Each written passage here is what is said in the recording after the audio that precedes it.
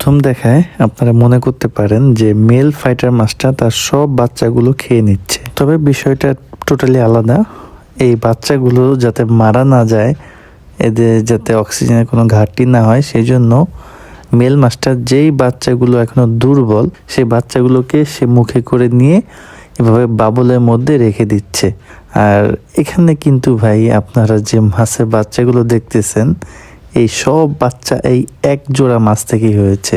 এক জোড়া blue fighter আমি বিডে বসিয়েছিলাম, আল্লাহর রহমতে দেখেন কি পরিমাণে বাচ্চা এক জোড়া মাছ থেকে ফুটেছে। ব্রিডিং পিরিয়ডটা যদি ভালো হয়, অনেক বেশি মাছ কিন্তু ব্রিডিং করতে হয় না, 4-5 জোড়া ব্রিডিং করলেই কিন্তু অনেক বাচ্চা পাওয়া যায়।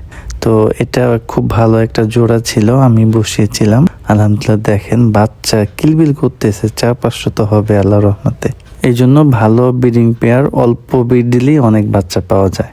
আর যেটা বলতেছিলাম, ওরা এই যে বাচ্চা মুখে নিচ্ছে, এগুলো দেখে ভয় পাবেন না, ওরা বাচ্চার যত্ন নিচ্ছে।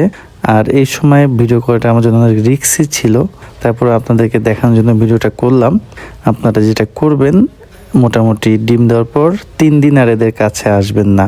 3 দিন ওরা এটা যত্ন নিবে, ওদের মতো করে কেয়ার করবে। 3 দিন তথা 72 ঘন্টা পর আপনি মিলটাকে সরিয়ে দিতে পারবেন। আর হ্যাঁ, আপনারা অবশ্যই কমেন্ট বক্সে আপনারা কি পরিমাণ বাচ্চা পেয়েছেন সেটা আমাকে ভিডিও শেয়ার করবেন। আজকের মতো এখানে বিদায় নিচ্ছি, আল্লাহ হাফেজ।